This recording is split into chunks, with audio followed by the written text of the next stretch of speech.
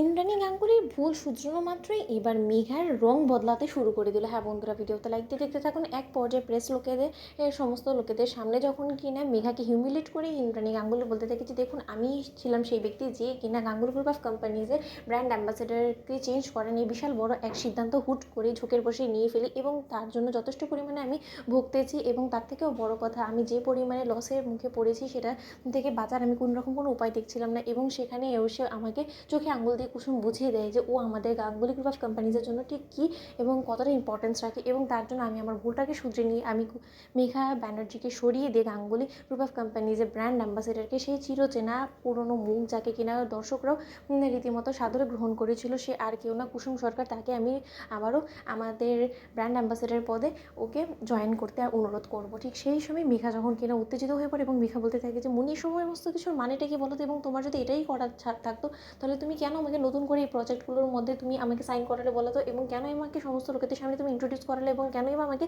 এই সমস্ত আগের ফটোশ্যুটগুলির মধ্যে তুমি ব্যবহার করলে বলো তো। মুনি, আমি কিন্তু তোমার কোনো রকম কোনো ব্যবহারে পাত্রী নয়, তুমি সেটা ভুলে গেলে চলবে না। অন্যদিকে প্রেসের লোকেদের সামনে যখন কিনা মুখ থবড়ে পড়ে মেঘা, এবং মেঘাকে যখন কিনা প্রেসের লোকেরা বলতে থাকে যে ম্যাডাম, আপনি তো নিজে যথেষ্ট পরিমাণে 100% দিয়ে ট্রাই করেছিলেন, কিন্তু আপনি কোনো মতে দর্শকদের অব্দি পৌঁছতে পারেননি এবং তাদের মনের মতন হয়ে উঠতে পারেনি, তাহলে সেই জায়গায় আপনার গাফিলতি। এবং সেইটা বুঝে যদি ইন্দ্রাণী ম্যাম কোনো রকম কোনো সিদ্ধান্ত নিজের কোম্পানির ভালোর কথা ভেবে নিয়ে থাকে, তাহলে আমি বলবো সেটাকে আপনাকে সাদরে গ্রহণ করা উচিত। যেহেতু আপনি এবারই ফিউচার বউ হতে চলেছেন, তাই এইবারই বউ হওয়ার সুবাদে সেই সমস্ত কিছু আপনাকে মুখ বুঝে মেনে নিতে হবে এবং এটাতে করে আপনারই ভবিষ্যৎ উজ্জ্বল হবে। কারণ গাঙ্গুলি গ্রুপ অফ কোম্পানিজে টাকা দিয়ে আপনাদের সংসার চলে, সেটা আপনি ভুলে গেলে কী করে চলবে বলুন তো।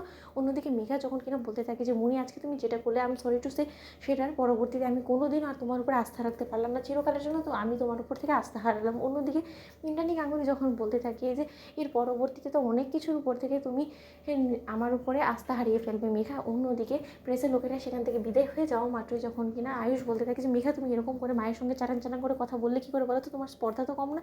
অন্যদিকে মেঘা বলতে থাকে যে কী ভুল বলেছি বলো তো, সামান্য একটা কাজের মেয়ে দর্শকদের মনের কাছে এতটাই পৌঁছে গেল যে রীতিমতো আমাকে ব্র্যান্ড অ্যাম্বাসেডার পদ থেকে সরিয়ে ফেললো মুনি। একবারও মুনি ভেবে দেখেছি যে আমি কুসুমের কাছে কী পরিমাণে বিধ্বস্ত হয়ে মুখ থবড়ে পড়লাম এবং হেরে গেলাম আমি একটা সামান্য কাজের মেয়ের কাছে? এটা কি আমার পাওনা ছিল বলো তো?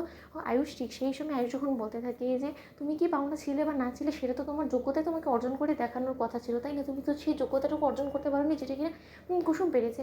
অন্যদিকে ইন্দ্রাণী গাঙ্গুলি বলতে থাকে যে ধীরে ধীরে অনেক কিছুই তোমাকে হারাতে হতে পারে, যেটা তোমার আছে এখন সেটাও তোমাকে হারিয়ে ফেলতে হতে পারে, তাই সেই সমস্ত কিছু হারানোর তাড়নায় তুমি পাগল হয়ে যাবে মেঘা। তাই আমি তোমাকে বলছি যে যত শীঘ্রই সম্ভব নিজের স্থানটা মজবুত করার ব্যবস্থা করো, নাকি আমার সঙ্গে তর্কে জেতার, কারণ আমার সঙ্গে তর্কে তুমি জিততে পারবে না কোনোদিনও। তো বন্ধুরা, লাইক, কমেন্ট, শেয়ার করে সাবস্ক্রাইব করতে ভুলো না।